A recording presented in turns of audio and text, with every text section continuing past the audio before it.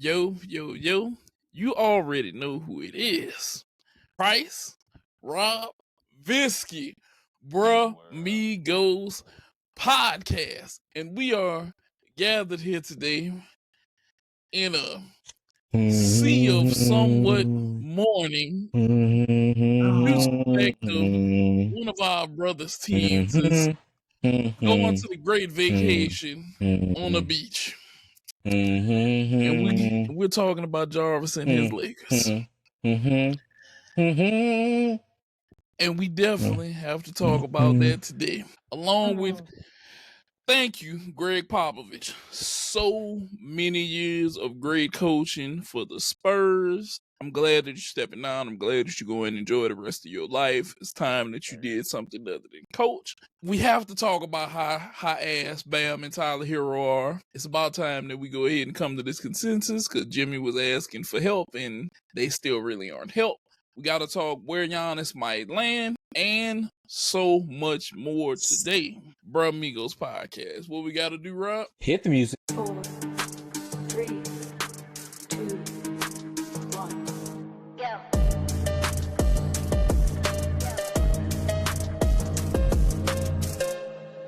Hit the music. Rob. What up, Visky? Yes, sir. So we're going to start the show. Thank you to Greg Popovich. Greg Popovich, a great coach in the NBA. I made a list I like to think of as my basketball, Mount Rushmore coaching. Pop, Pat Riley, Phil, Red Auerbach. Pop has to be up there, one of the most winning coaches, 5 championships. He's done it decades of consistency. Now, because of health issues, he has to call it quits. And Rob, I'm not totally upset with him having to call this quits. I think that it's time now, guys. What do you guys think? Do you think that he waited a little bit too long? We can start with you first, Rob. Yeah, man. No, he went out on his own terms. One, the biggest, I would say, unfair thing about this is that he basically doesn't get to coach Wemby any longer. Like the thing about like this really just like, hey, you got this. Even though he's had, number 1 picks before, he's had great talent before. It's like, this is the time. This is the guy that is a unicorn, so to speak, and you're not even able to coach him any longer. That's one of the big things. The other thing that I thought about was that, he was married for 42 years. His wife passed away, and it's kind of hard, like seeing somebody that like, hey, that you've been with for forever.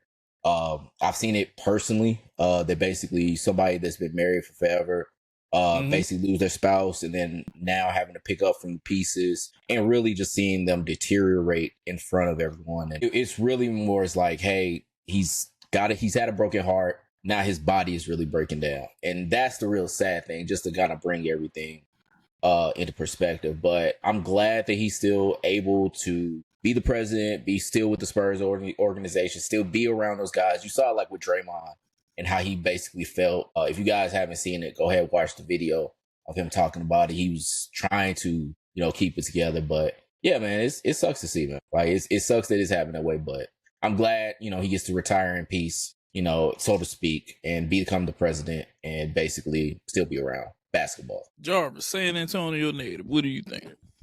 Well, I know it was a very somber and sad moment in the San Antonio city when everybody heard. And granted, Pop, I think it was time. I think Pop was going to just coach. I think he was going to coach till he was gone if he could. I just think he liked the distraction and everything. But we're in a new era of basketball, and Pop gave us hell of a run, and all his years of making the playoffs, 5 chips, and I just think at some point, you got to pass the reins. And I think with the new generation, it was time for Pop to just go off with the other legends, and don't work yourself to death and just enjoy basketball from the president's point of view. I feel like that'll be better, less stress on his body and everything, and that he could just chill and relax and not have to be always in the heat of the moment on the sideline.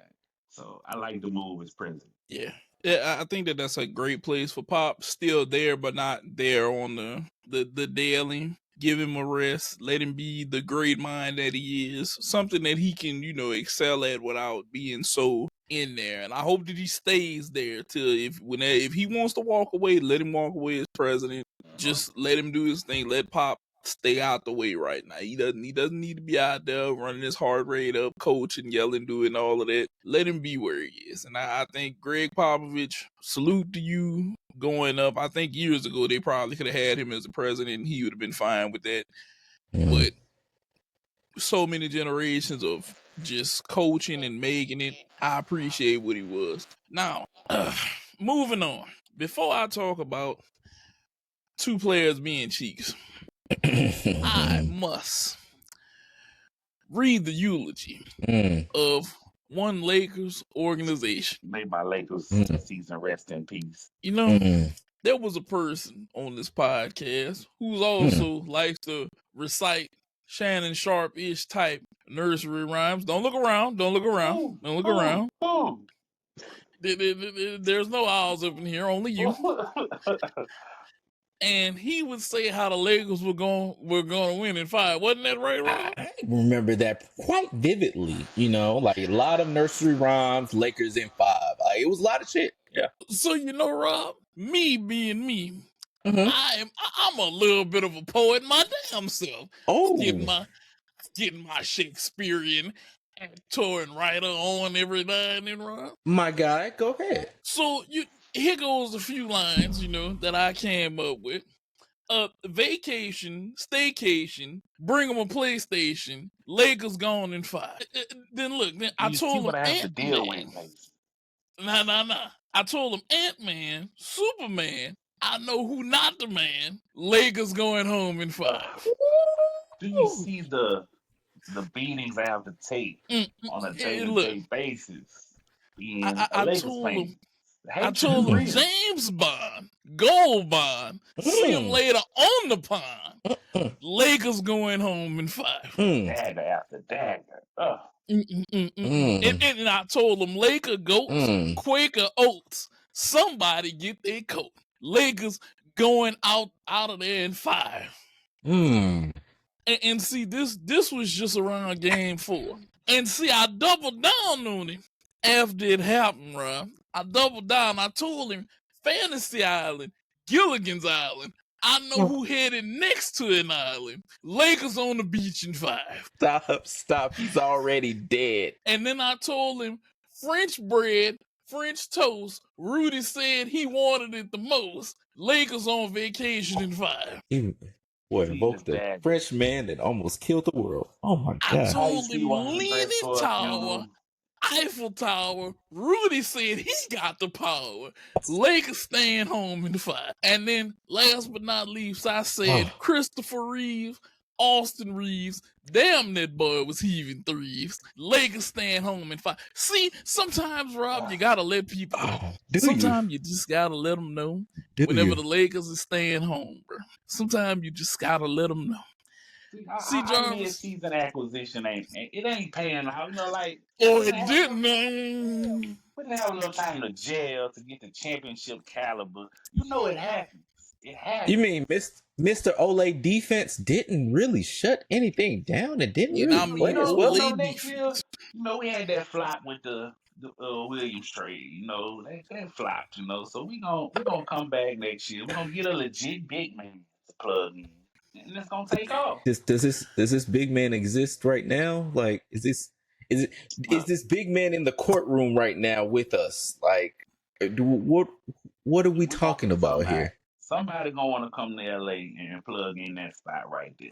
Well, if y'all in the audience, are you that somebody? Let us know in the comments, because I don't think that somebody is gonna basically be. And I don't want to be a Leo right here, but I'm just trying to figure out, are you that somebody?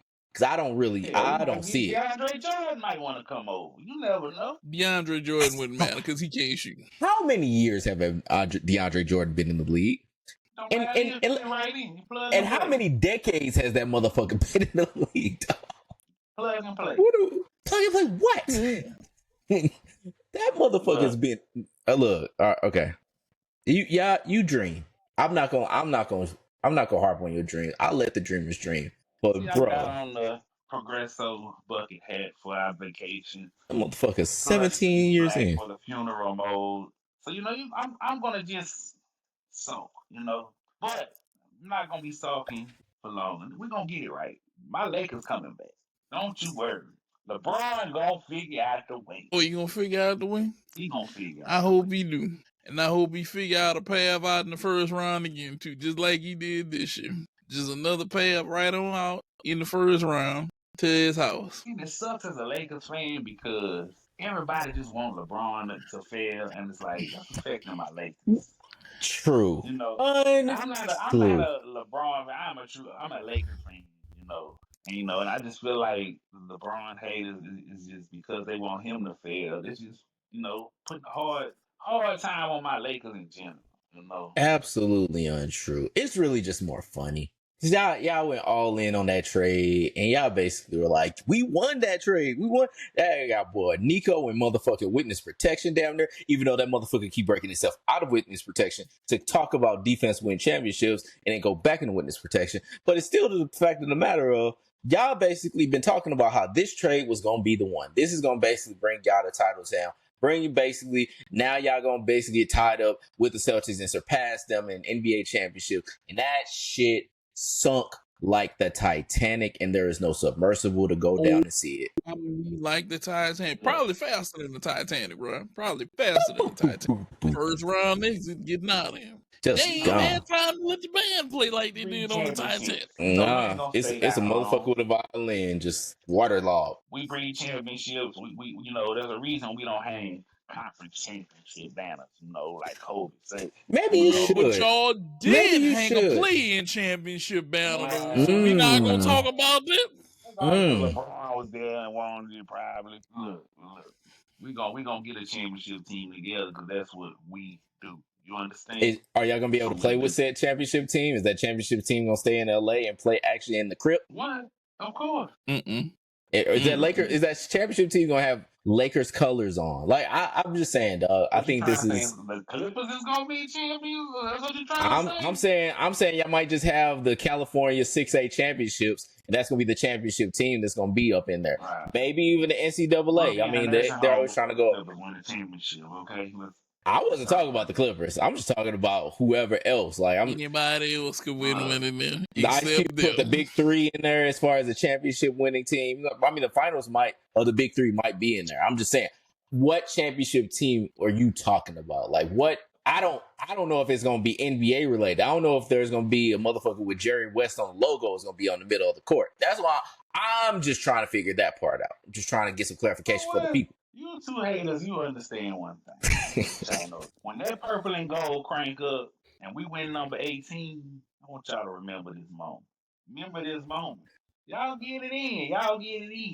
Let me just tell you, I understand, what it's like not being able to celebrate your team winning almost 20 championships, like, y'all, the haterade comes through. When you've been so good for so long, I expect, Is that right? All I'm gonna say is, Rob, you may have something going with this. Do we really want to have the annual LeBron conversation? I don't know. But I'll tell you this. Go ahead. I'll tell you this. If we are going to have this conversation, I think he should just go play with Curry. At this point in his career, he might as well go play with Curry. I don't want Draymond, so don't send him over here. They might get Jimmy. Yeah, what if you got Jimmy to go with Luka? I mean, look, like let's talk. You know what? I think we want to have this conversation because we just stumbled upon something. So let's say we do have this conversation, and let's say Jimmy Butler for LeBron James. Offensive talent, two-way player, somebody that could be a ball distributor. Luka doesn't have to do it all the time. He can play off the ball. A lot of things can go in favor. I mean, I'm just saying, I'm not against it. Yeah. With Jimmy there, he takes one of the damn traffic cones off the floor. Y'all have somebody that can actually defend. I'm not against Jimmy. Hey, Luka and Jimmy, that could be a problem in the back. I mean, I'm just saying, like, it's the possibility is there, but the reason why I wanted to ask the question of do we really need to have this conversation right now is because LeBron is on his Brett Favre shit, which I don't know if I want to play again. I don't know, and this shit happens every year because LeBron has been doing this 2+1. and basically it's like he could opt out of his contract and basically say like, I'm a free agent. Now he's going to get some more money. It always happens like this. It's formulaic. It's LeBron says, oh, maybe. And then they're like, okay, $10 more million a year. And it's the same deal, same everything. But it's like, do you really want to have this with LeBron James in year 22, which is, I think is about to be year 23. And so like that's, which would be odd and basically make it like a Jordan number. But I thought about like there's a correlation between this and like with Luka's situation in Dallas, which is here's this player that's making all this money that's leaving this team in a bit of a flux, so to speak, because you basically got a huge max contract that's on your books with a player that is great, but somebody that is more of a financial black hole because you only could do so much. And when you're a team like the Lakers, and most teams, to be real, there are more consumers than they are farmers, which meaning they're better at getting in players, getting in consumables than actually growing the crops themselves and developing. Granted, y'all did Austin Reeves, kudos. But it's still to the point of like, y'all don't really do it for the whole team, like a Heat, for example, that basically takes nothing, shapes it up, makes it something. Or in the case of Jimmy Butler, takes something, shape it up, make it even better. So, I mean, it's kind of where they want to be. And the fact of the matter of you have Luka. Luka is able to opt out, but he also is able to get a max deal. So, or possibly a max deal. And so what do you want to do? How much do you want to hamstring your team and basically what you can do, especially when you seemingly don't know how to go out and get talent to basically build out your roster. So it's like, what do they want to do? How are they going to be able to do this? And are they basically going to send them to the Warriors? Because I wouldn't be against it. I don't know who would. Because we all saw the fucking Olympics. That shit was fire. And have the two Akron boys, because they both were born in the same hospital, have them basically go out there and be in Golden State. I'm not against it. I'm just trying to say, are we ready to have that conversation? I'm definitely for it. So if that's something they want to do, I just don't know would Jimmy be for it. That'll be my only thing. You know, his flip-flopping mind. I think he would. I honestly might be for it.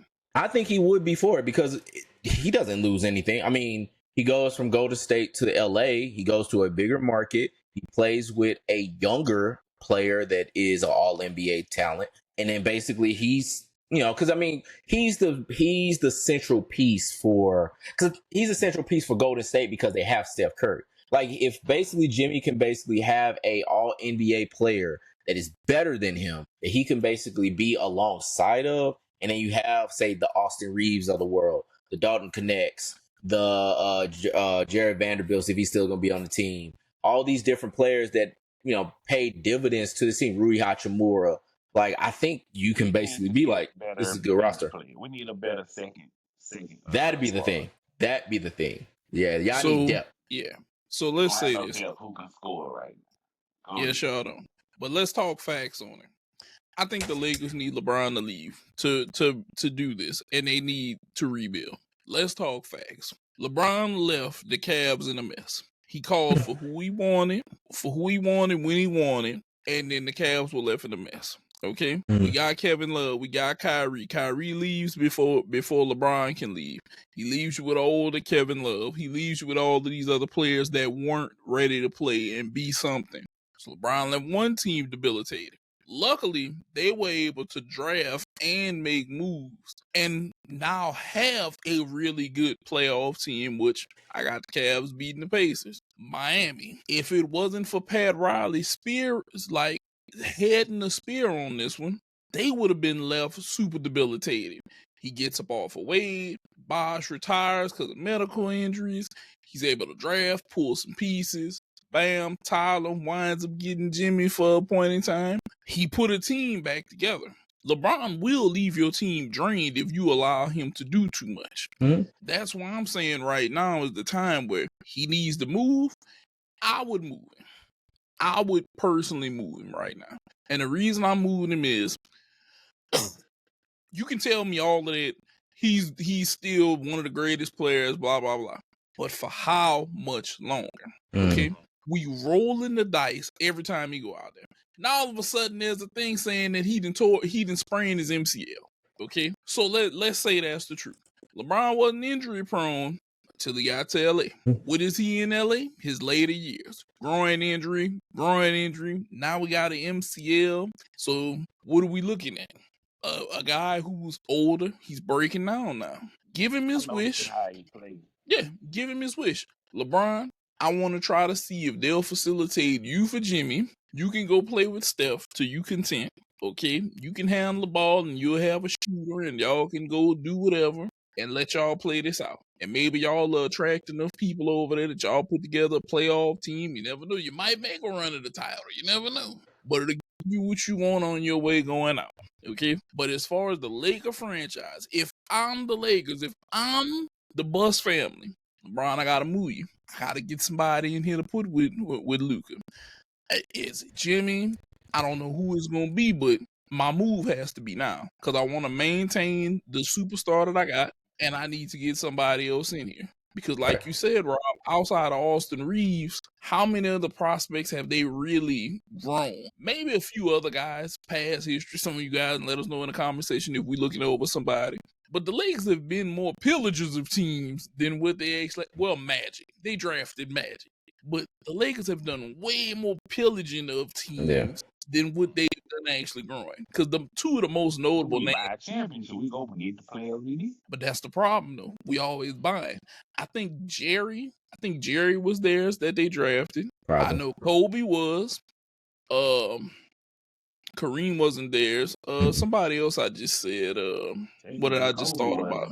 Yeah, Kobe wasn't. Well, technically Kobe was because y'all drafted and y'all had him the whole time. So y'all had Kobe. I think y'all had Jerry, Magic. Y'all really, maybe one or two other people, maybe. But y'all are more pillagers. Shaq, Kareem, for damn sure y'all was pillaging big men. Because Orlando and Milwaukee damn sure would like to say something about the two big men that they gave up. Right. Hey, hold on right quick. I'll be right back. Okay. But they definitely have a thing with that. You get 18 if you gonna keep starting from scratch every few years. Yeah, you definitely can't do that. But that's just one of the things. Let's see, because I know the automated thing should pick this up. But I'm telling you, what's next for y'all? Man, what's next? I don't know who would be a good fit. Y'all alienated your two of your players. Well, you alienated one of your shooters for sure. Dog Connect, yeah. Yes. You probably gonna have to move him around, And honestly, you could name a bunch of names, but then you gotta wonder who would want to come to LA. Because a lot of when you look at the generation coming up after the LeBron era and all that, they the type to want to stay put. Possibly.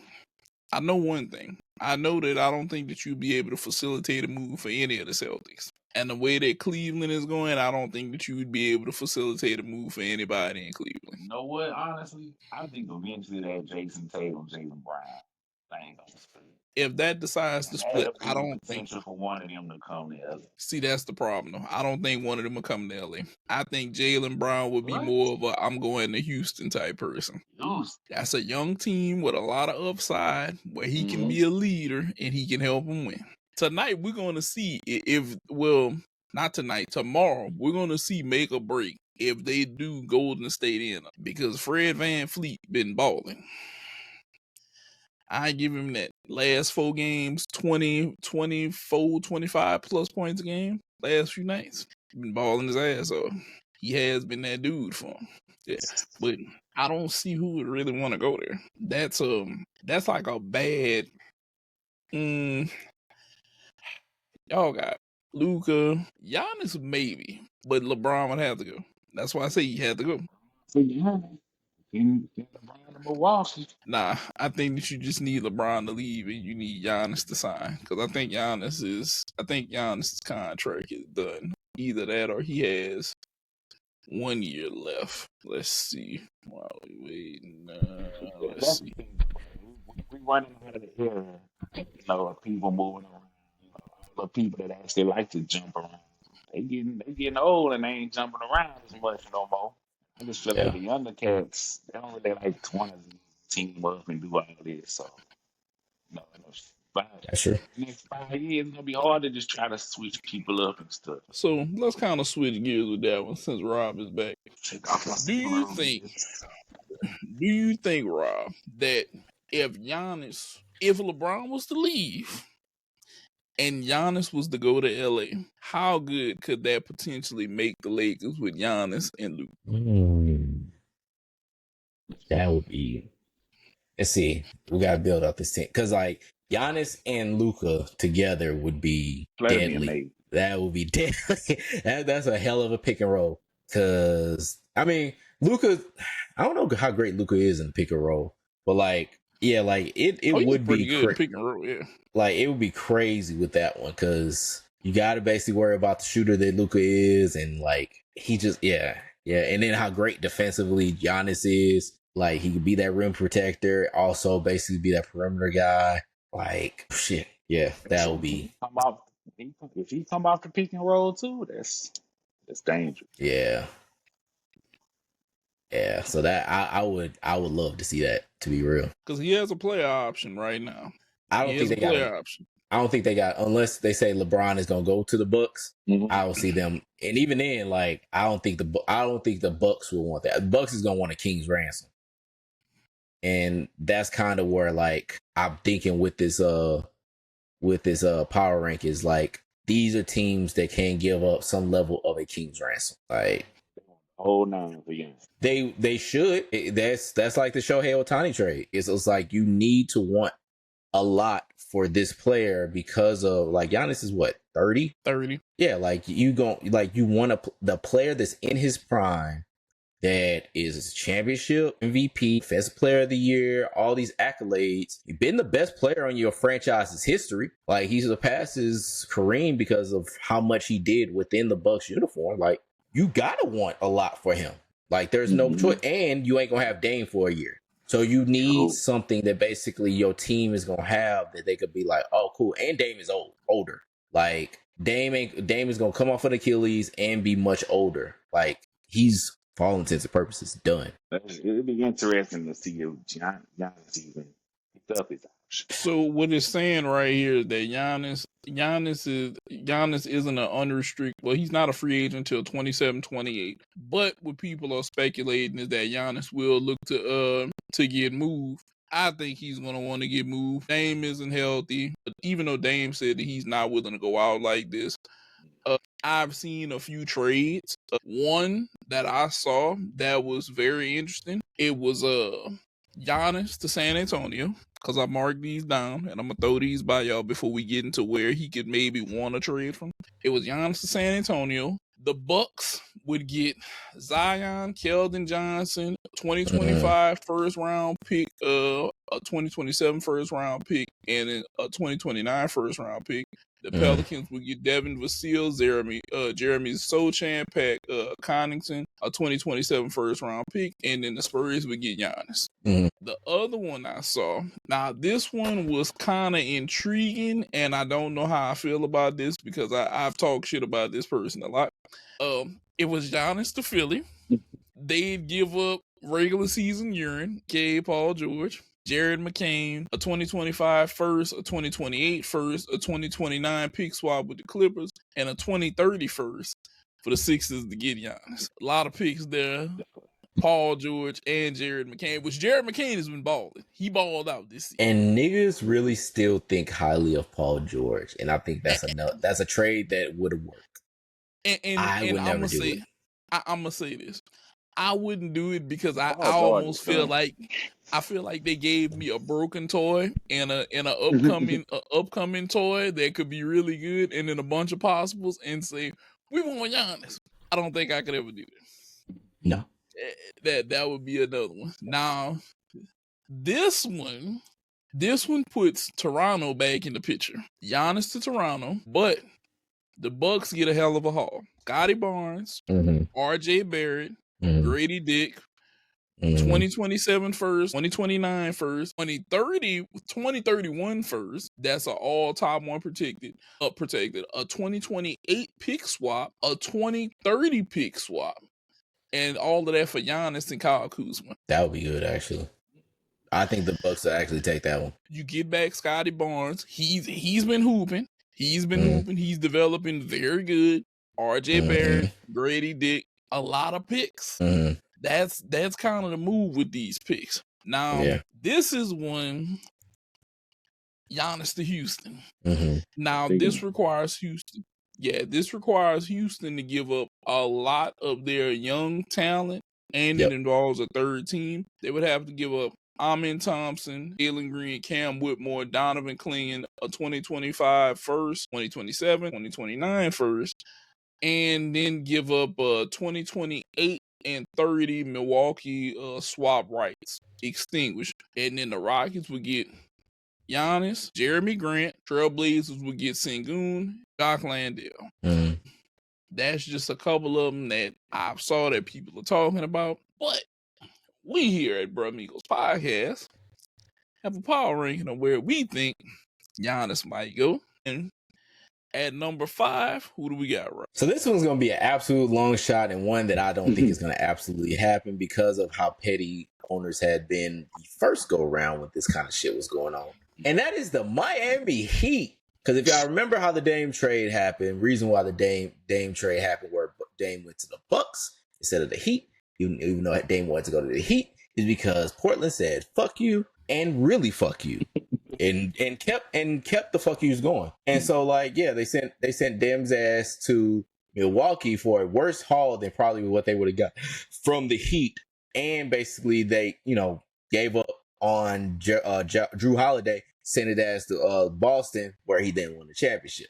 But no, with the Heat, basically, if they can basically give up two guys that we're going to kind of talk about a little later, Tyler Herro and Bam Adebayo, along with maybe some picks, which now they got picks going on, it might work out where basically they can get Giannis for that kind of haul, because at least you get all defensive player in Bam Adebayo, you get all-star 6th man of the year in Tyler Herro, and then so you got some room to work for the future. And Tyler Herro's a hometown kid, so you get a lot back for, or not hometown, but near hometown. But you get a lot back where basically you can say So that's my number 5. So here's how I feel about that.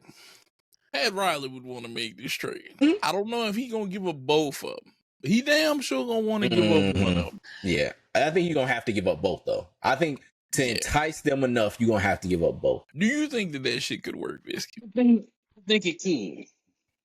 Hear me out. All right. Nah. Pat Riley, he gonna have his mind made up, and I think getting rid of, and not both. I say maybe one. Get them over there with one of them, and I prefer, I'm not a bad fan. You can get rid of his ass. Boom, and then have Tyler Herro jump back down to the number 2 spot, because I think him as a number 1 is. So when you put Tyler Herro at the number 2 spot, I think that could be a formidable duo that's a sleeper. I think that maybe could work. I don't know, but this next one that's up here that Rob has, I am highly questionable about.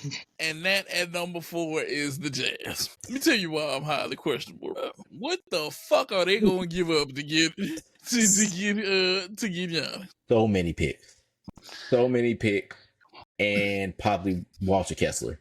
It's going to be a lot of just hey, I'm going to load y'all up with lottery tickets. Because nobody's really coming to Milwaukee unless they forced to be traded there like Dame. But how many fucking lottery tickets these niggas got? Every. I think every.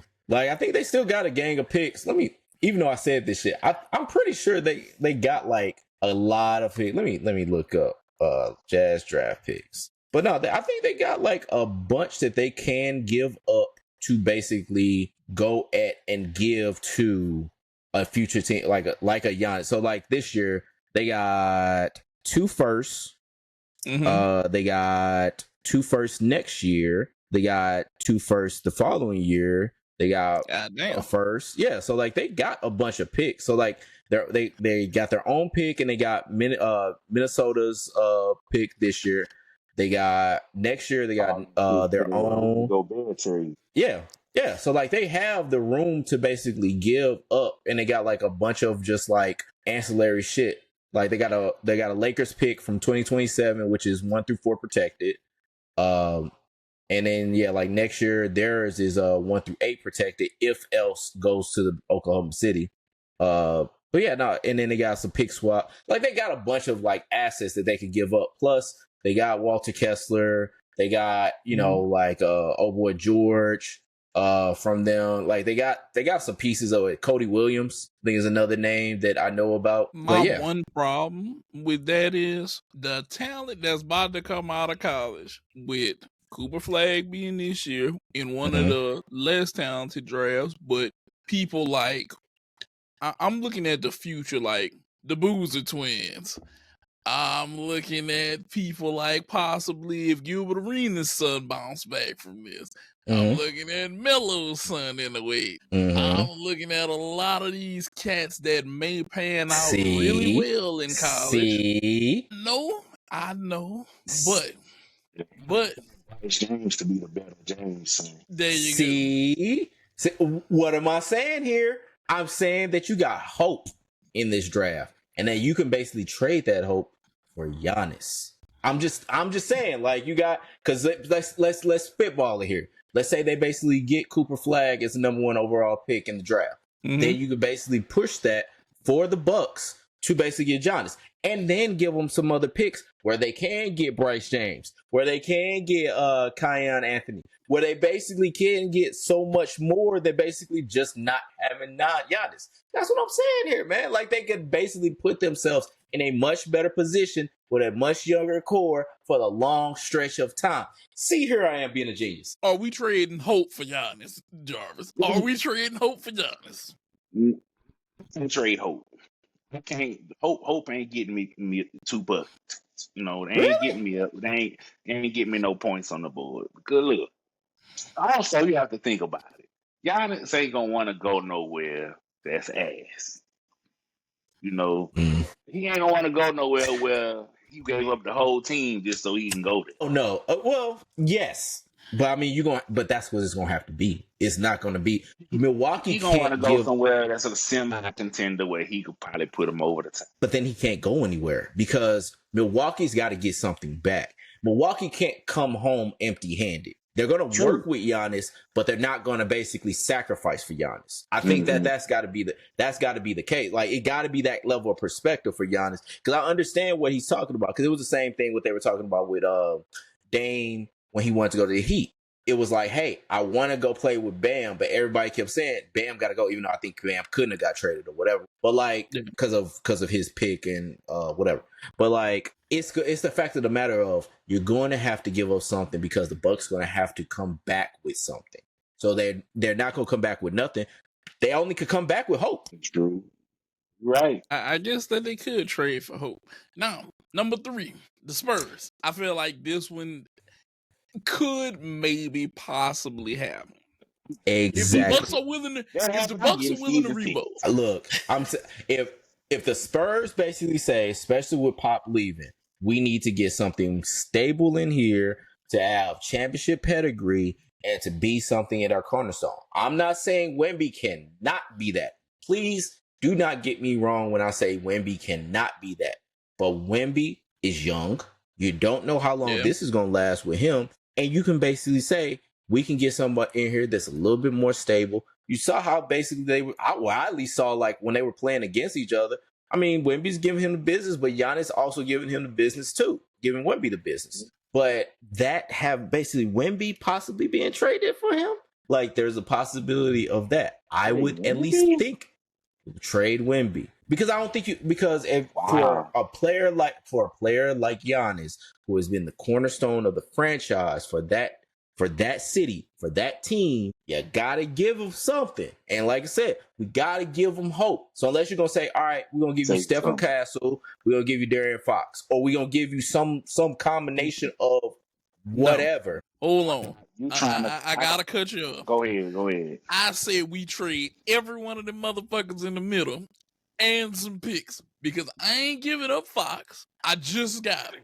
I Okay. just got the point guard, and then I'm telling Chris Paul's old ass to retire.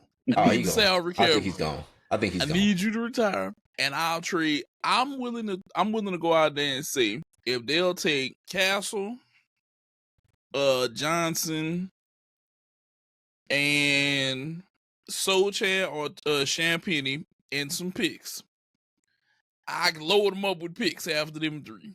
And they're going to give me Giannis, and my lineup can be Wemby and De'Aaron Giannis. Fox, Wemby, and Giannis. Oh yeah, that's perfect. I'm winning at least 60 games. I Oh yeah, should win at least 60 games.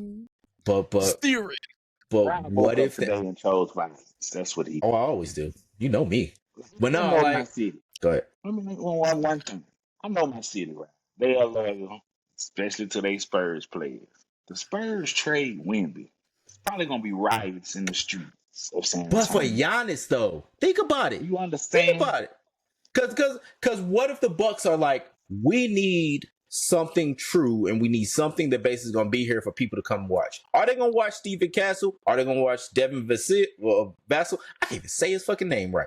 Are they gonna basically are they willing to basically say, I'm willing to take these and the possibility of hope down the road, or I could take that big motherfucking unicorn you got right there. Like that's what's Look. it's gonna possibly turn to that. Now they might just be like, all right, we'll be reasonable and we'll just only take the whatever else you can give me. Or we could take that big ass unicorn right over there.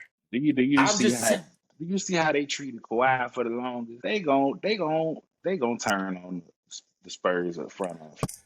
I mean, I don't know. Look. But I mean, I like the little lineup, Nate put together. I was like, that could I work. do too. I do too. Mhm. Like, I think that's possible because if I'm a trade hope, it's gonna be all of them picks.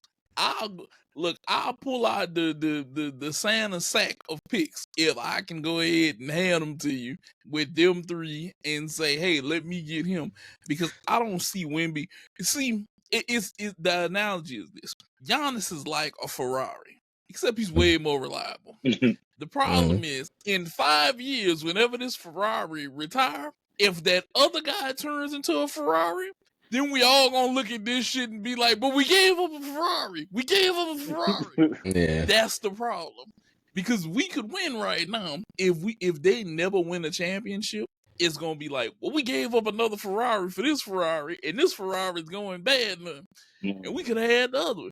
Because Wemby's like what, 19, 20? Yeah. Let's say 5 years high production Giannis, he's still 25. That's true. That's at least another 10 years on him. Mhm. At least he's healthy. I'm just saying, I'm not saying that it can't happen and you can't basically have the trade package you're talking about. But I think they're gonna be like, I really want that unicorn. They're gonna be at the claw machine of trade, the trade claw machine, like, I'm gonna put all my coins in to get that fucking unicorn. Wow. Now look, Spurs, if you willing to try to swindle them, you can hire me for a day. I'll take 10,000, 20,000, try to work that deal for you. Cause I ain't letting Wemby go. But I'm damn sure now I'm to swindle the Bucks, all right. I ain't never really liked shit in Milwaukee anyway. All they do is make cheese and shit. So it don't really matter to me. Cream City. I'll swindle a bitch for you, Pull the money down. Oh, yeah, I'll pull a rug, wool over their eyes, push them niggas down the stairs, be like, go ahead and give me that. I'm going to get this done. Now, the next one, Space City, the Rockets getting Giannis. The only reason I don't think it's going to happen is because Ime Udoka said the other day, I do not want to give up my young talent that I've worked hard to develop in something that's homegrown versus something from the outside to be bought in him. Now, usually, I'm kind of with him, and I'm partially the way with him. But none of them niggas could probably be Giannis one-on-one that he got right now. Just gotta figure out who gonna stay and who gonna go. I'm like the to Kevin make this Gates. happen. I'm the Kevin Gates clip. Like, I feel you, big bruh, but I can't get with your message. Like, nah. Alfred Sengun, prepare to learn cream, buddy. Like, Jalen Green, some of you big y'all motherfuckers gonna have to play rock, paper, scissors to figure out what the fuck we gonna about to do I'm about not this gonna shit. lie. He would be my first motherfucker, you know.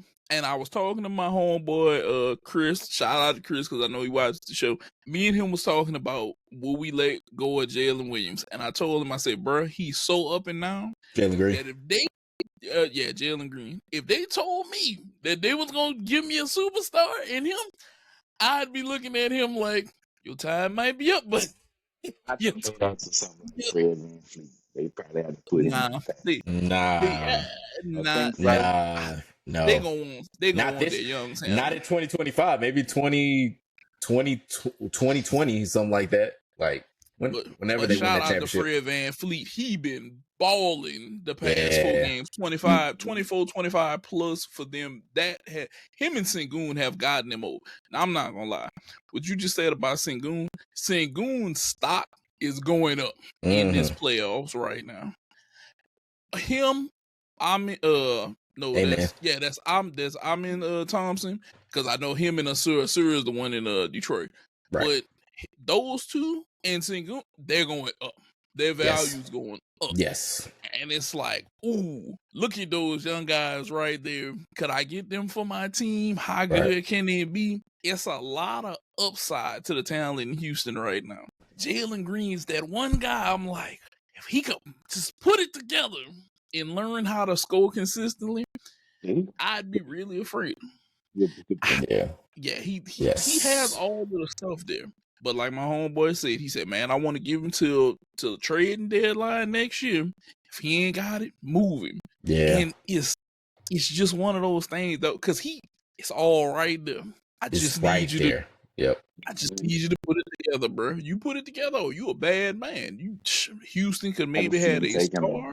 Oh, if Houston develops a star with that lineup that they got right now, and they keep it together, we're gonna be talking about them for the next few years, playoff bound, shaking it up. If they can keep that together, they're going to contend with that Thunder team, because they just need the offensive weapon. They don't have a Shea Gildress yet.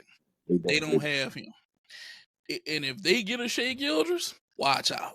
That's gonna be a bad team to deal with. But I think I can maybe. I just don't know. You're gonna have to give up a pretty penny. The ransom is pretty for Giannis. The ransom is gonna have to be very pretty. If y'all could pick, I'm gonna start with you first, Visky. Who are you taking from the Rockets? If you're the Bucks, who are you taking from the Rockets if you want Giannis?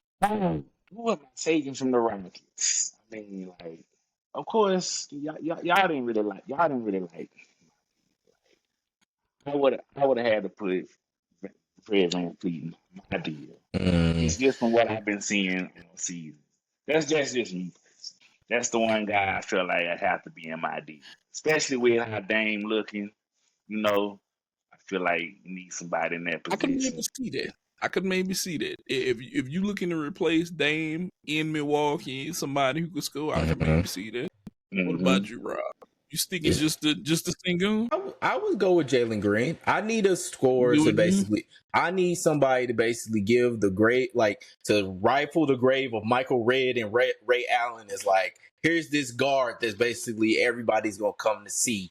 That, you know, like, yeah, man, I want somebody that I can basically say, hey, here's what we have here. Because I mean, I'll have Bobby Portis however long I have him, Brook Lopez. I'll have an inside presence that I can basically contend with, and I could go out probably get something. Because I was thinking like Amen Thompson too, you know, something like that. But no, Sengun, Amen Thompson, Jalen Green, and then we fill out from there. Like I at least want one or two of them, and then going from there. Now, quick question: Are either one of y'all trading Kyle Kuzma? Because personally, I'm moving Kuzma. I might just trade him to the Nether Realm or something like that. Like, look, that'd be the third team in there, like the Nether Realm. Like man, you could do that To the Nether Realm. No. like one other person I forgot to mention that would be on my list, just so I can get another big man. Go ahead on, give me Steve Nash. You take Steve Nash? Go ahead on, put him on there. Give me Steve. Give me the pirate. Yeah, I can see that working. That's true. Giannis and Kuzma for Adams and VanVleet on my. That can maybe work. Work.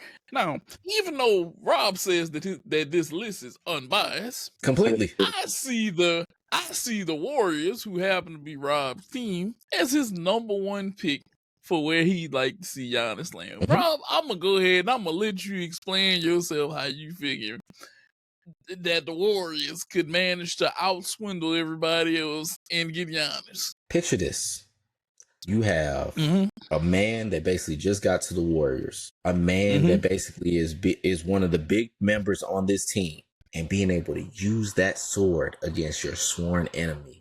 I'm talking about getting Jimmy Butler and basically having him to use against the Heat. Having that petty ass motherfucker on your squad to basically go against them. I really just came up with that in a minute, but a minute ago. But like, really, I would say having Jonathan Kuminga, having B-Pod, having like some of the guys that they have to go along with whatever, draft picks that, you can basically pull into there or bring in a third team or whatever. Like having that level of talent that basically you could say will go into the Bucks and be something that people will want to see. I'm just thinking that having Giannis, especially because it's been rumored that Giannis is going to go there this whole time anyway, just actually follow through with it and just make it happen. And so this is, like I said, completely unbiased. The power rankings and Bruh Migos Podcast, completely unbiased. The Warriors being on top. I'm just saying that would basically be the best team for Giannis to go to, because then he can basically be, if say Draymond doesn't want to play after this year, you can have Steph and Giannis in the pick and roll. You can basically have that just go for the next forever. Give Steph's ankles stem cells that they need, and then basically just keep on rolling, baby.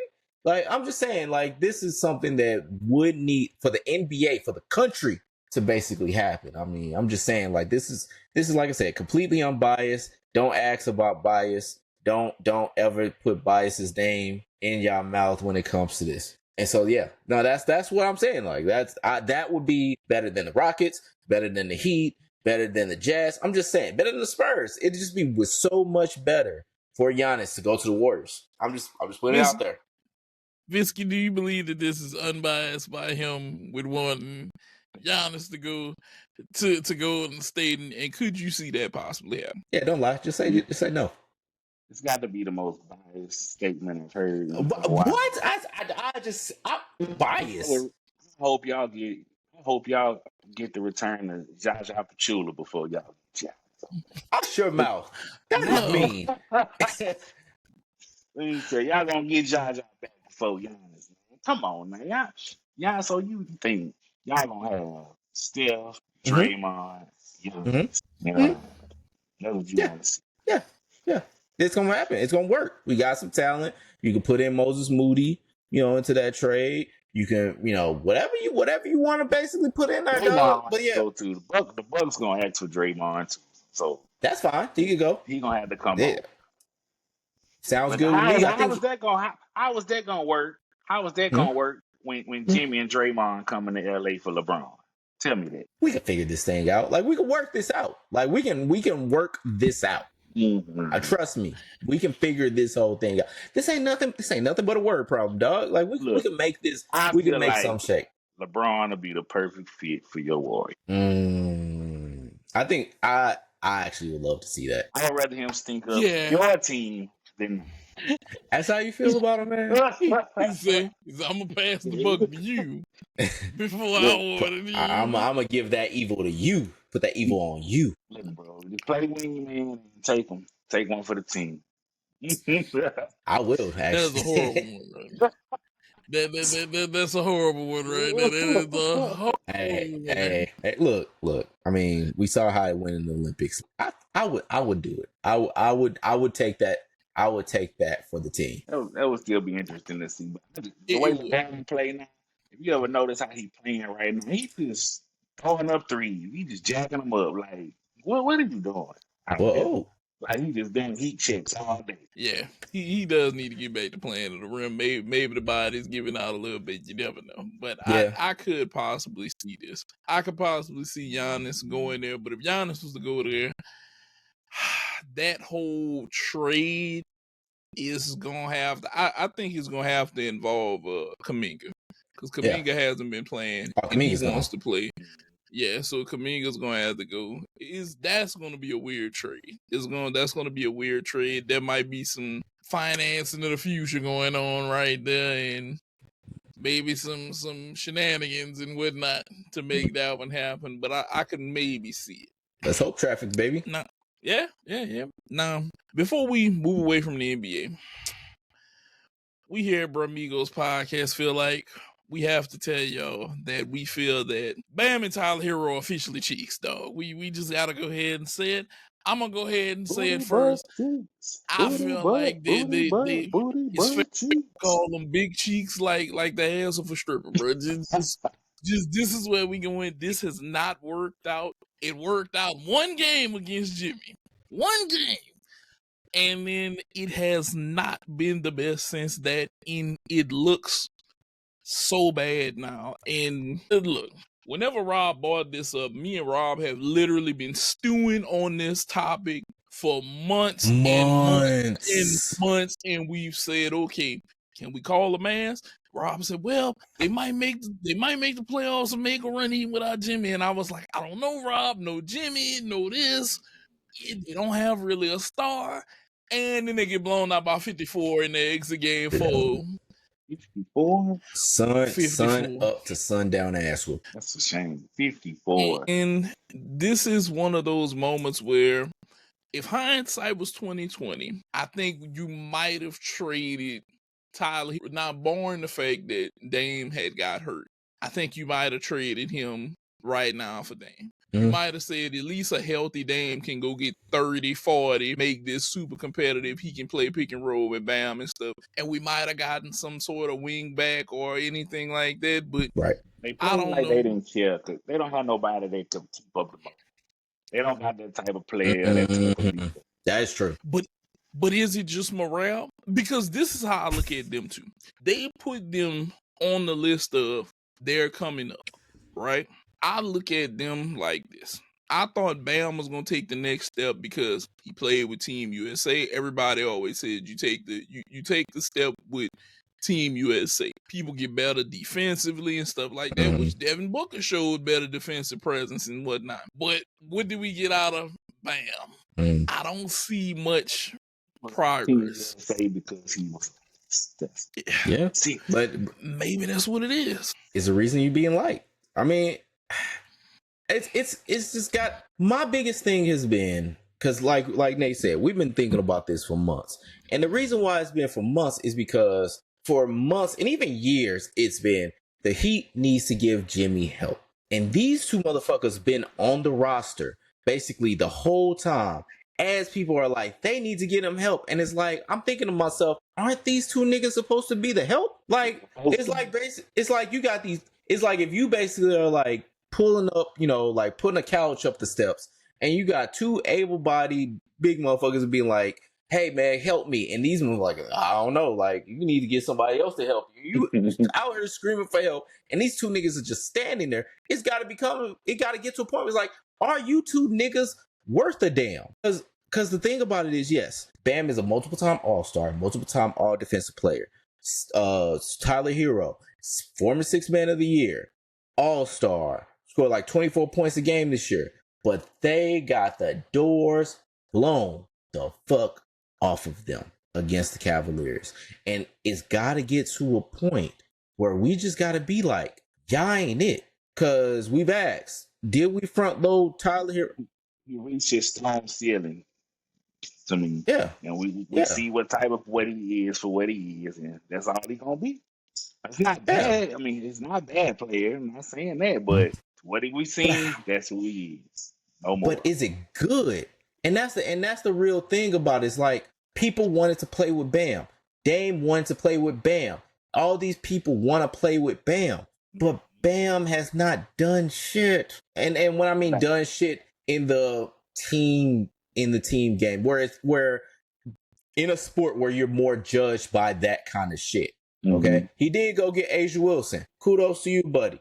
But but as far as everything else though, it's like it's got to get to a point where he's like, okay, we either got to call these niggas cheeks or call these niggas good or say how good they actually are. But when you basically had these two niggas standing up to Jimmy Butler, you were still screaming for help. That's got to mean something. Sooner or later, you got to bring definitions to motherfuckers like that. Can I throw the elephant in the room that the trade that I didn't mention and the player that took a big step this year? Remember they wanted to trade Tyler for James Harden? Yeah. Okay. What big man took a huge step because of James Harden this year? Zubac. There we go.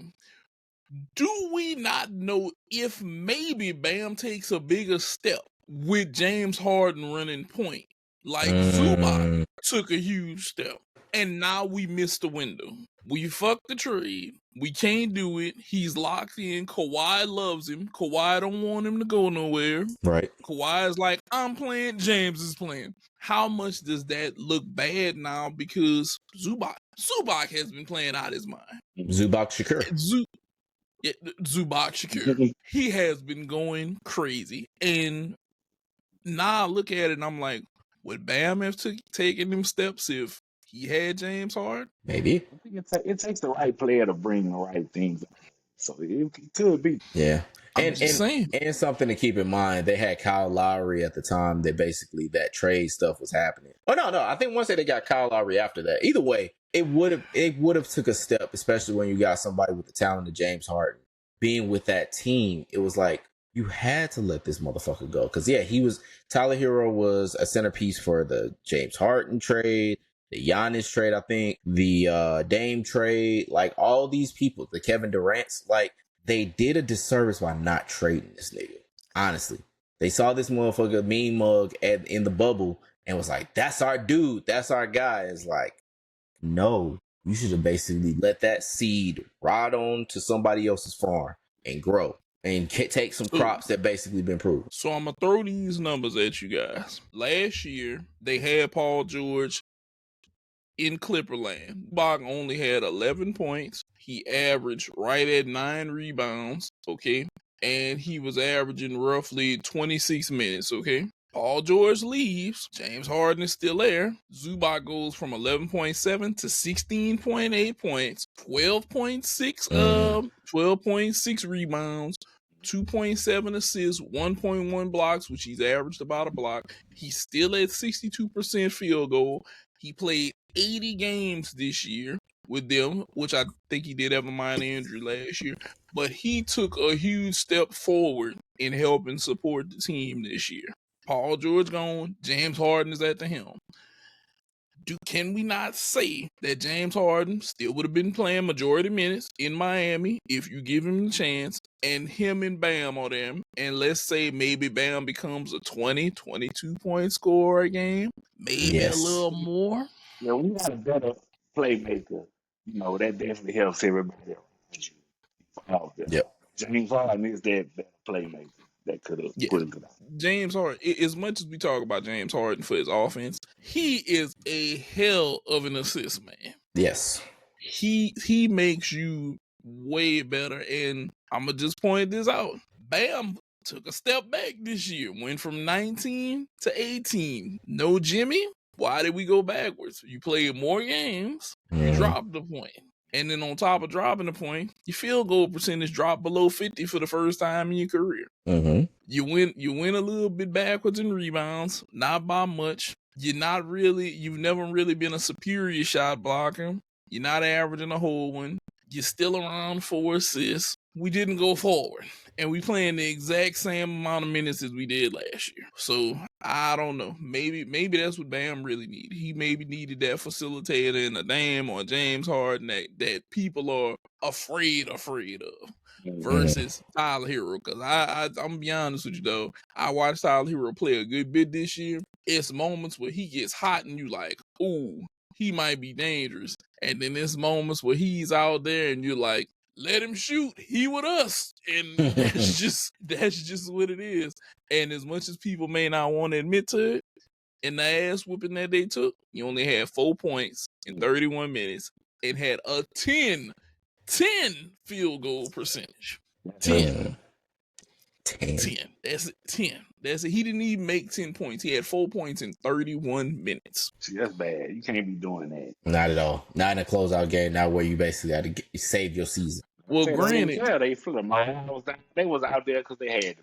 That's what it was. And that was the wrong thing to do because the first game they lost by 21. The second game you lose by 9. The third game we begin the doors getting blown off. You lost by 37, and then you go out and then lose by 54.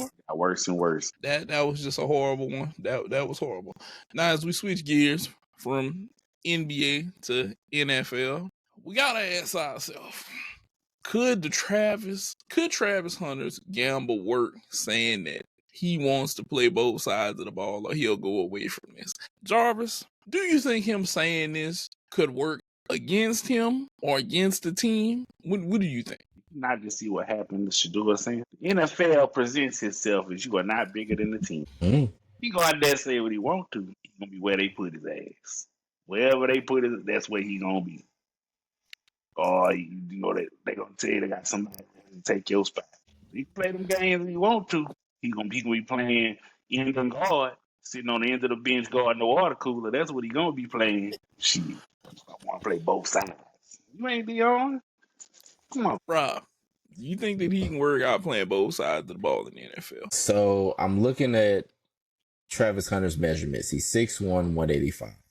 He could probably bulk up to 200. He might have a growth spurt. He's 22, might get a little bigger. But no fucking way he should be playing on both sides of the ball for real.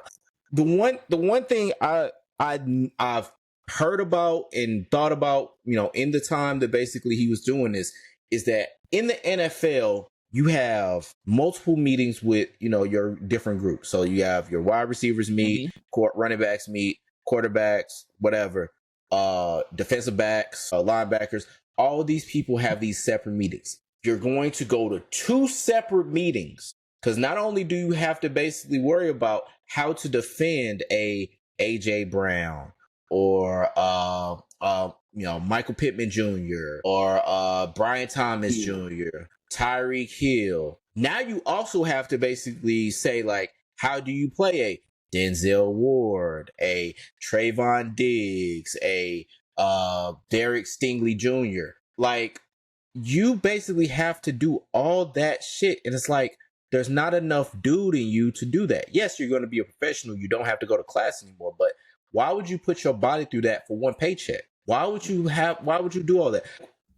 It shouldn't work.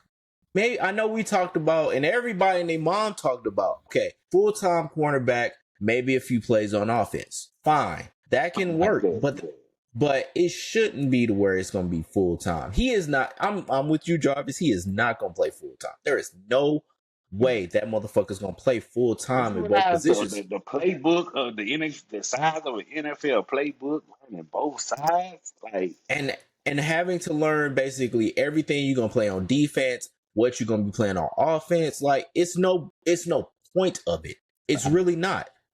Like, he had the body to do that in college because he's playing against a bunch of people that aren't going to be playing in this league. Now he's going to basically be playing a league that, it ain't going to work. You on the tip, right? How you going to learn how to play the beast on both sides? Yeah. Come on now, you got beasts on both sides of the ball. You trying to play all of them? Come on. So I'm going to say this. If you look on ESPN and other places like NFL.com, Jacksonville has him listed as wide receiver. Okay. So do we think that Jacksonville has already convinced him to be a wide receiver and say, hey, we're going to throw you out there at cornerback sometimes, but we need you more on offense, which I could actually see because they kind of have Gabe Davis, they have Cameron Camper, they have Dynamite Brown, who they picked up from Washington. Could you see them saying, look, we need you here on offense, and we're willing to put you along with Brian Thomas Jr. Shout out LSU. Go Tigers. Go Tigers. Could we see them saying, hey, we need you all hands on deck on offense, and we'll throw you out here sometimes on defense to help cover people? Could that be what it is right now? Or where are we seeing them play him? Because if they're going to play him mostly on offense, I'm cool with it. So what do you guys think? We pushing Travis more offense, Travis more defense? Which one? I would put on defense. I think he's going to measure out better on defense. I mean, people said, like, okay, he's probably going to make more money on offense. I've always heard him being more of an elite corner than an elite wide receiver. So I'd rather him go at his better position and do that full time, especially because it's like, if I can basically have it on, because I already got Brian Thomas on offense. He's a great wide receiver. He's a true number one. I don't need a Travis Hunter to be there as my other wide receiver. If anything, I need a running back. That's probably what they should have got. They should have got Ashton Genty if they was going to stay at 5. But like, I need you to basically go cover Nico Collins. I need you to stop Nico Collins. I don't need you to basically go get past whoever or Derek Stingley Jr.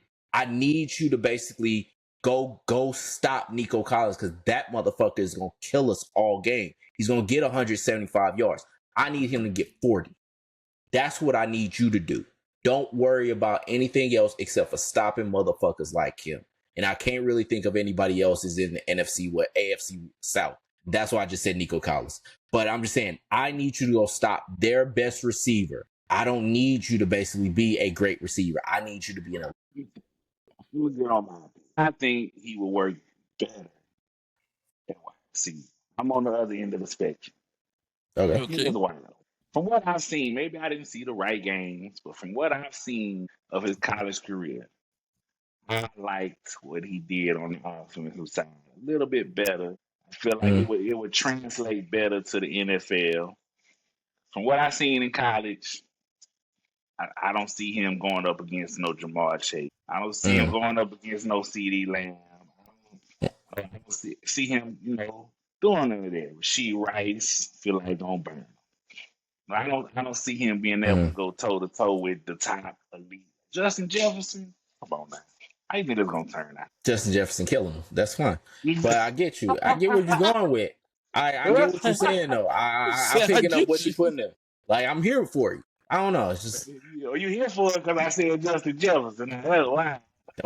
don't strike a nerve. I won't get nerve. There you go. I'm kind of with Visky on this one, and only because I think Jacksonville needs as much offense as possible right now. Okay. This is their test. We didn't pay this motherfucker $275 million. That's fine. It's simple. You know what? Okay? That's true. He need to figure this out. And I'm going to give him as many tools right now to figure this out. Now, if he can't figure this out, I'm going to bring somebody else in and see if they can figure this out. Because to me, Brian Thomas is a stud. Okay? He can go out there and catch the ball. You're putting somebody else across from him that can go catch the ball. I'm fine with it. At this point, this is going to be on your quarter. Look, Jacksonville fans, I hate to tell y'all, but Trevor Lawrence, I'm going to call him Old Sunshine. Old Sunshine here need to figure this out for y'all. Because I'll be goddamn for all this money y'all paid him if he don't figure this out. And then the fact that y'all gave him this money and he had won like 8 games. Like, he ain't gonna cut it. I think he gonna cut it. He had one run and they said, hey, bro, we're going to pay you. And I remember telling Rob this. Whenever I saw $275 million, I say, Rob, did that say $275 million? And Rob say, yes, he did. Damn things. And I said, are we talking 275 million American dollars or 275 million pesos? And Rob said, nah, I'm pretty sure that they say USD. And I was like, USDA from North America or South America? And he said, I'm pretty sure it was North America price. And I was like, all right, I'm just making sure that we all on the same page where this currency came from, that it was gold from Fort Knox that was valued to give him 200. Got you. I couldn't believe it because I don't believe, as of right now, being 29th in yards and 30th in touchdowns and 16th in QBR should have got you $275 million. He's stealing money. I mean, pretty privileged. That's really all I can really say. That hair, you got that hair is flowing. It's just like, it just basically just, it blinded their wallets. Plus, we got to think about it. We wrestling fans, who is the family that's owning these motherfuckers? Look at what happened is with that other wrestling organization that's out there. They're not the best people that organize things and put money where it should be. Correct. So this is just part for the course. It's gonna come back to bite them. They're gonna realize it's wasted a whole lot of money. Yeah, I mean, they haven't done it with Okada. You're correct. You're correct. Yeah, Good old Okada. yeah. I'm just saying, Paul. I saw there's a quote from Paul London basically talking about that man being a waste of money, and I was like, I'm not saying no, not saying yes, not saying no. No. Exactly. I don't know what they doing with him over there. I don't know, but I know one thing: Trevor Lawrence, you better figure this out this season Oh, because if he's Got playing another wide weapon. receiver, yeah, you have another weapon. It's time to figure this out. You need to be 275 million reasons why you getting 275 million single $1 bills deposited into your account. At least 11 wins. Yeah, we talking at least 10, 11 wins. At least 10, 11 wins. This should be feasible whenever you got a rookie QB, you got a set of people over there in Indianapolis that they don't know what the hell they want to do, and your only real competition is Houston. So you have to figure this out. Now, before we get down to the end of our show, which this is our final topic, we have to let y'all know that we here at Bruh Migos Podcast sometimes think things in WWE can be cursed. It just is what it is. And Rob has brought to our attention, and he has a hard-hitting question, and we're going to give our take, and we want some of y'all to give y'all a take. We asked a hard-hitting question of, is Roman Reigns Veneers cursed? We at Bruh Migos Podcast are investigative journalists here. That's why I had to put on my investigative journalism glasses that are causing a glare that is kind of distracting. But guys, we really need to talk about and really get down to the nitty gritty of, are Roman Reigns Veneers cursed? And I think that we really need to go back into the 2020 time machine and go back to when during the pandemic, this man came back with Roman Reigns with Paul Heyman and in his quest to be the tribal chief.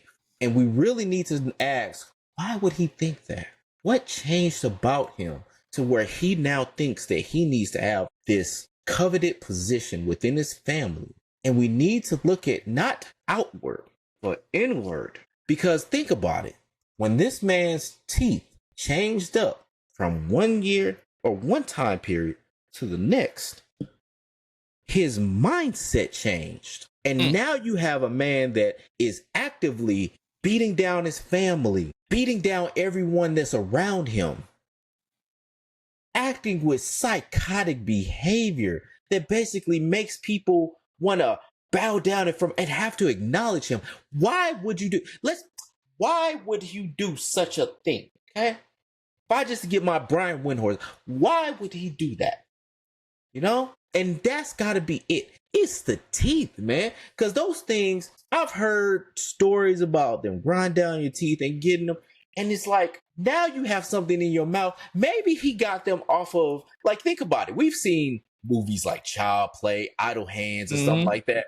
What if he got those veneers from a man that basically was like a psychotic killer? And maybe that's that changed the mind of Roman Reigns. It's filtered the mind and hurt the mind of a once suffering succotash saying motherfucker. Like, we really have to really deep dive and think about, how could this be?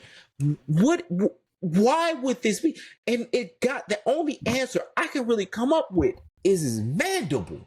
And it's not a claw that's coming out at this. It's just a really brazen reality that Roman Reigns' teeth might be the cause of the destruction of Daniel Bryan, Edge, other people. I can't remember their names. But like, all these people that have been smashed and run amok and just basically shit, Jey Uso many times. Also many people that basically Braun Strowman. Yeah. Now that motherfucker's gone. He wouldn't be gone if Roman Reigns didn't have those veneers in his mouth. I'm just speculating, people, and you can basically draw your own conclusions and do your own research, but we need to really ask the question. I'll never forget that night he turned around to the king and looked at me with that Steve Harvey smile. I was like, he was just showing them, just because. Just like that line, just like Steve Harvey's line, fake and fictitious. But you know what's real? The evil that man has done to this world. And those teeth have taken a bite out of his once sacred sport. Well, teeth, man. I rest my goddamn case. So Jarvis, are you on board with the evil teeth of Roman Reigns? You know, the facts that have been presented today, I must say, seem pretty convincing. Mm-hmm. You know, the way they were lined up right after I Like teeth. line them all up, knock them down like this. Like Hey, this. well, Yeah. yeah, come on now. 'Cause when you got to show them like that, like everybody can't tell, you don't have to constantly. You don't have to constantly be like, What is this guy talking that's about? even within itself. That's even within itself. Come on. Telling you. See? See? Nate, what do you think? Like, are you on the side of righteousness? Look, I'ma say it does look like those teeth may have a little bit of evil. I'm just saying. Just saying. I'm just saying. Maybe they need to be exercised. I don't know. But I Pull 'em will up. say this. They do need he does need to see something about this. And I don't know if he notices that people notice about his teeth. We gotta just ask the questions. We ain't gonna get nowhere if we don't. Closed mouths don't And get fed. And the teeth may be from Turkey. Because you know a lot of these people are going over to Turkey to get their teeth done. And what is turkey sometimes? I don't know. I wasn't gonna I don't want to get political. Well, we could say Turkey is, the evil cousin of chicken, we love chicken, but That's even better. Even better. Even kudos. But hey, it could be what it is. And these people are going over here for all kind of shit now. That's Like true. I just saw a guy get his hairline done in Turkey. Granted, in 6 months, this is probably the most. Hey, Stephen A. Smith, the guy who went and got his hairline done, you might need to hook up with him, cause I swear for Jesus, dog, this boy hair in 6 months after he didn't heal, you couldn't even tell. You couldn't even tell, dog. I was like, damn. And then I know you got the money, Stephen A. Smith, because he said he paid $4,200. That's chump change. Just sign $100 million. Stephen A. look like every time he keep going back, he's edging up. Be like, look, I'm gonna just go with it. I'm waiting for him to start wearing a hat for 6 months, and then he gonna come back, and I'm gonna be like, you went and got that hairline done. Oh yeah, I just need to take a brief vacation. Oh fuck that. Yeah, cause trust me. Come back like LeBron. Like, hold on.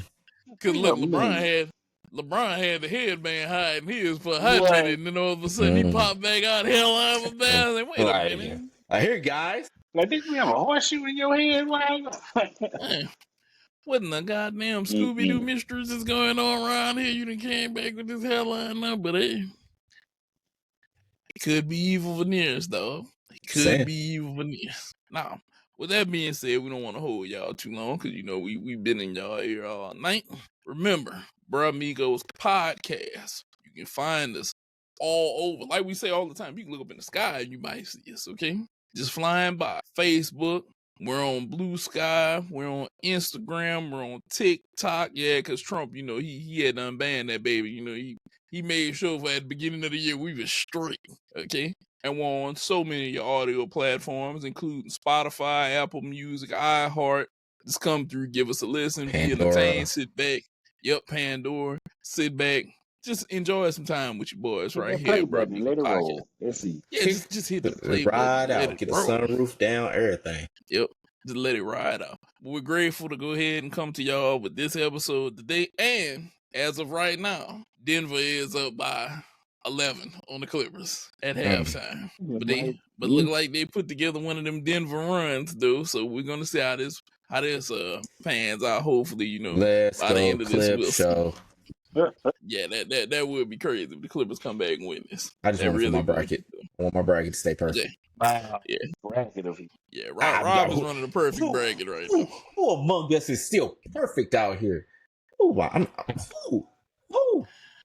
He has a point right now. He has a point right now. He is running the perfect bracket right now. So it may be that. But we're going to go ahead and get up out of here. What you guys want to say before we go ahead and get up out of here? Good night, Canada. Good night, Taylor Swift. I want to give some flowers right now. So something that ain't really, it's pretty cool to me and I like it. So they got it's something called 1001 album generator that basically it generates an album every day for basically anyone to listen to. So like, if you have Apple Music, if you have Spotify, whatever you listen to, basically it brings up a random album that you can listen to and, have a part of your day. And so 1001albumsgenerator.com. Basically, you go ahead, sign up, and you can listen to album. So I'm on like day like 30, like 34. My album is an album by the Zombies. That has Time of the Season on. I can't remember the name of it off the top of my head, but like it's been cool, like because I've basically been listening to a lot of albums that I wouldn't have thought about before. Janis Joplin. I listened to Listen Without Prejudice by George Michael and loved it. Like it's been really cool to like, if for anybody that's want to discover more music and basically become more of a music head, you know, it's a really cool thing to do. So if you got time to do it, I would say go ahead, do it. Like I said, album a day, 1001 albums generator. Go ahead, check it out. Donate to him because, you know, it is a cool thing that he's bringing to cool people like us. So What about you, Visky? I want to say to anybody out there that's from San Antonio, the locals, happy Fiesta. You know, we are one of the Fiesta here in San Antonio. And go get your chicken on the sticks, your turkey legs. I will have to say, unpopular opinion, this year I had something that trumped the chicken on the stick. The steak on the stick. The line was short. Everybody was lined up for the chicken on the stick. Steak on the stick, outdid it. That is my new go-to for Fiesta every year. So y'all enjoy the rest of it. Check us out next year. And that's it, baby. Go get your medal. Yeah. With that being said, we're out of here. Peace. Thanks for checking out this episode of the Bruh Migos Podcast. Make sure to like, comment, and subscribe so you never miss an episode.